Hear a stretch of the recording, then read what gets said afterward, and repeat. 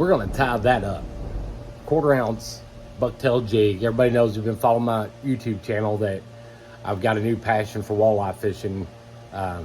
This is going to be part of that arsenal for this next coming weekend. It's got a 3-coat powder coat jig head, 3-body bucktail. I actually used some of the guard hairs in the bottom of this because I wanted that jig to kind of flare out a little bit. UV resin coated neck, some stick on eyes, UV resin coated the whole jig. So come along, let's see what we can do.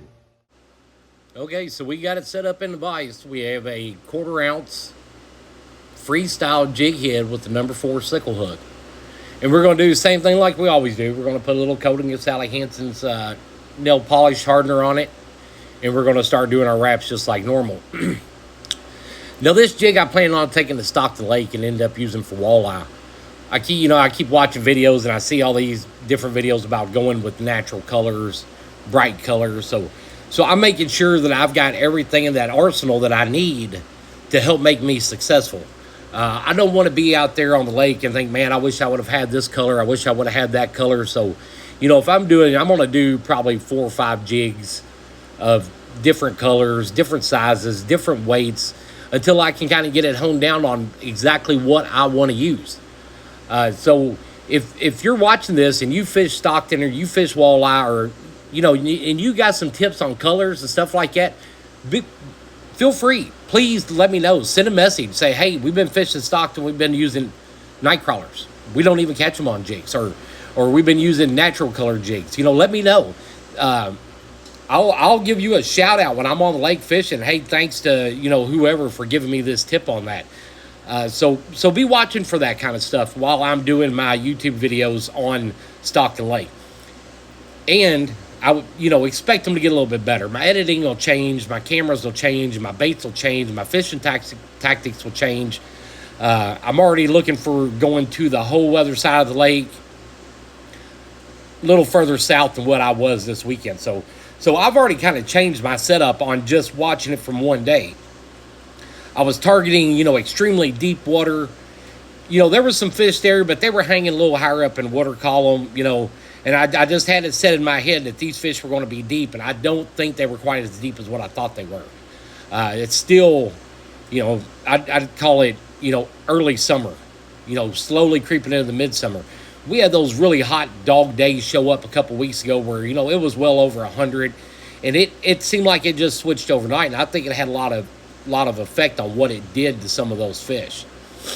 And you'll notice on that jig that I actually used the guard hairs on the bottom side of it. I wanted it to flare out a little bit. I wanted it to have a little bit of a different look. So when you're getting down to that bucktail, remember, it's just the tips that you don't only just want to use the tips. There's a time and a place for you to use those guard hairs. And you'll hear a lot of other jig tires and makers say, hey, once you get down to the guard hairs, you can't use them no more. You can. I've tried to do this being kind of frugal, a little bit cheap. So I, kind of cut corners and make things the way I want them to look. Feel free to do that. Just because I use this and this at a certain time does not mean that you have to do that.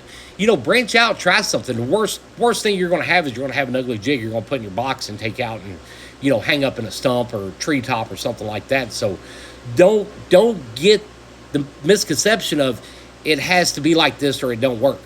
You'll see when I'm wrapping this jig that I won't get all those fibers covered up. You'll see that chartreuse sticking out through that neck.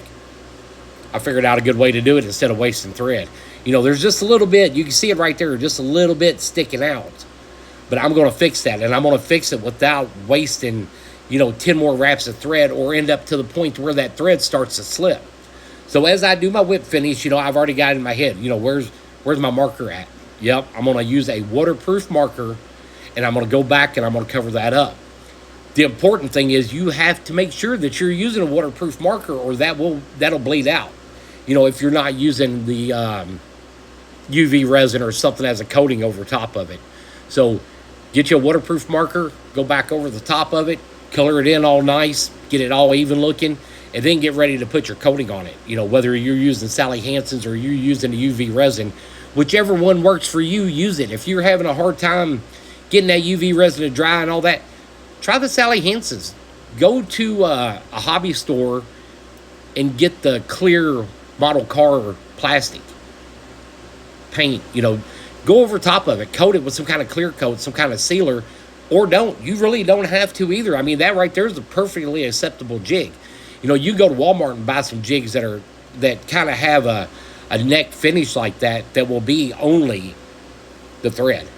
But they're tied by a machine. They're pulled super, super tight, and it's slim chance that a lot of that's going to break. So coat it or don't coat it. It don't have to be. I prefer it to be. I think I get a lot more life out of that bait, being that it's all protected so good. I think the eyes will stay on a little bit longer. I think the paint will stay on a little bit longer. Will it stay on forever? Absolutely not. That paint is going to come off after time. Those eyes are going to bust off after time. It's just part of it. I mean, consider it a consumable part of your fishing trip. You're going to use them up. You're going to hang them up. You're going to break them off. You're going to smash them against rocks. And believe it or not, after so long, the fish will bust the paint off those. I've had paint get knocked off of them, and they had never come in contact with the bottom, never come off with a rock, hit a rock. It was strictly the bites of those fish. So, we're done with this jig. I'm happy with it. I'm going to put it in my box. I'm excited about using it. Follow my channel, follow my video, and watch to see. I will put this jig to work here sometime in the next coming weeks.